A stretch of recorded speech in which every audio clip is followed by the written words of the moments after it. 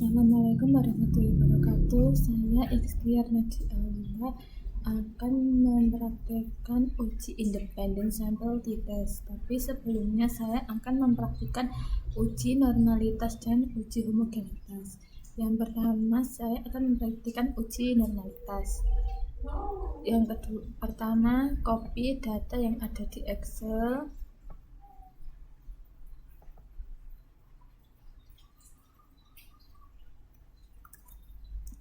Terus dipindah ke SPSS.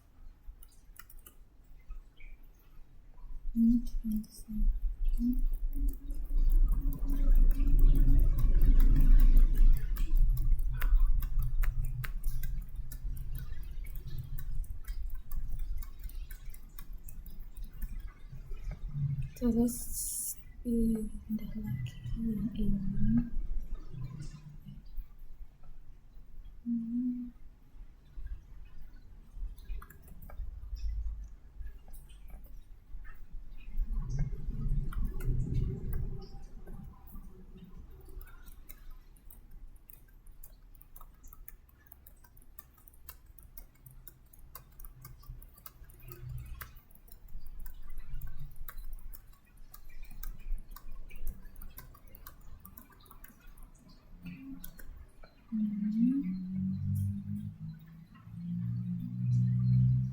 Terus ke variable view, yang ini diganti model.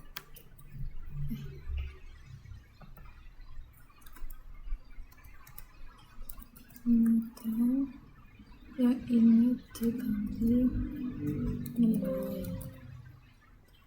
Terus desimalnya 0. Measure-nya yang pertama nominal, yang kedua scale. Terus ke data view, ini tampilannya. Terus analyze, descriptive statistik, explore, yang model dipindah ke independent atau factor list, yang nilai dipindah ke dependent. Terus plot, normality-nya dicentang, continue.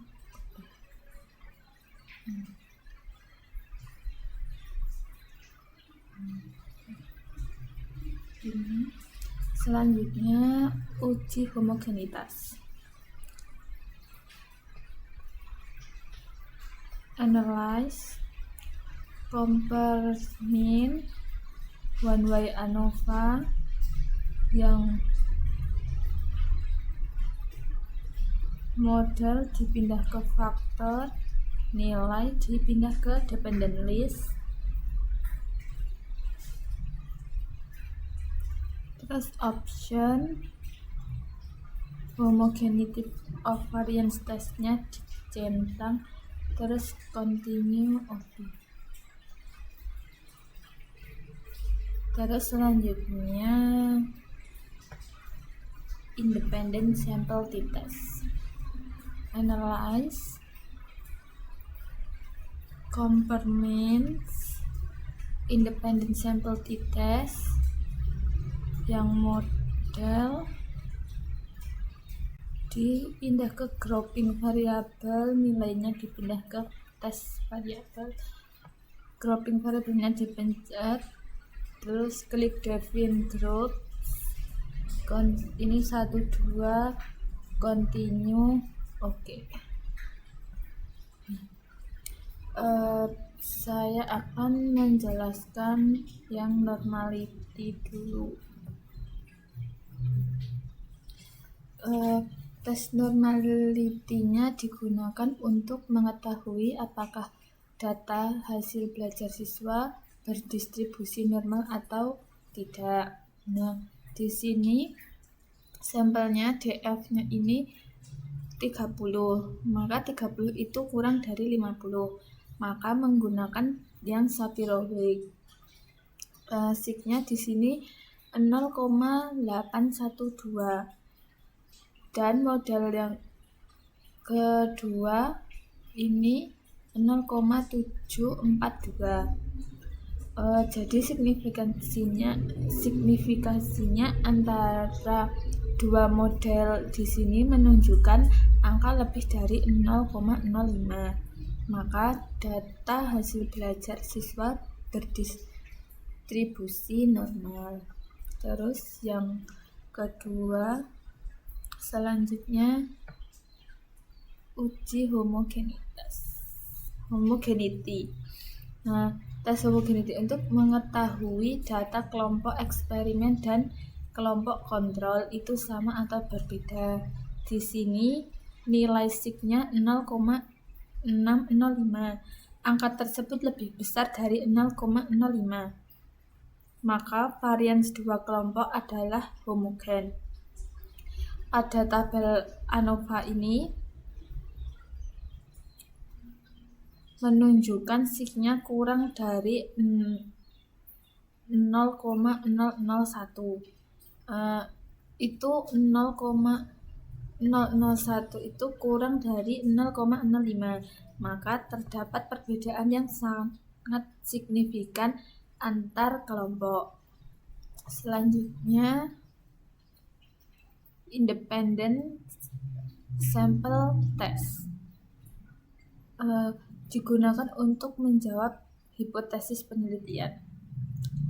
Apakah ada perbedaan rata-rata hasil belajar yang signifikan antara model 1 dan 2? Karena data homogen, jadi membacanya yang equal variance assessment. Di sini menunjukkan DF-nya 58. Nah, 58 ini diperoleh dari rumus N1 tambah N2 dikurang 2 atau sama dengan model 1 sampel 1 dikurang sampel 2, sampel 1 ditambah sampel 2 dikurang 2. Sigtotalnya di sini kurang dari 0,001. Angka tersebut kurang dari 0,05. Maka HO-nya ditolak dan HI-nya diterima. Artinya terdapat perbedaan rata-rata hasil belajar yang signifikan antar dua kelompok. Terus kemudian mean difference-nya di sini menunjukkan 7,900 atau perbedaan kelompok jadi lebih tinggi daripada model 2. Standar error-nya menunjukkan angka yang sangat kecil, yaitu 1,711. Jadi semakin kecil maka semakin sama estimasi perbedaan rata-rata.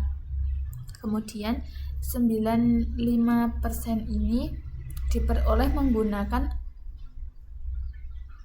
alpha 0,05. Rata-rata selisih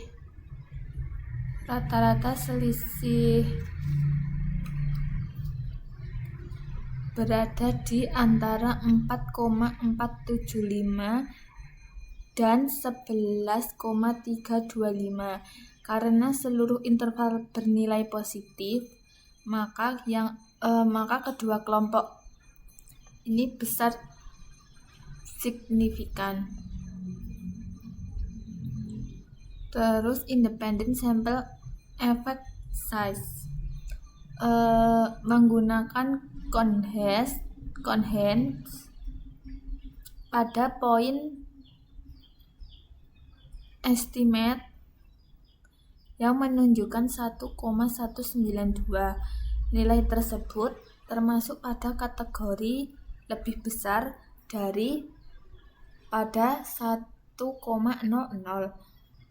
Artinya angka tersebut termasuk pada kategori yang sangat besar. Kesimpulannya, bahasa efek penerapan model PBL terhadap hasil belajar sangat besar. Sekian dari saya, terima kasih.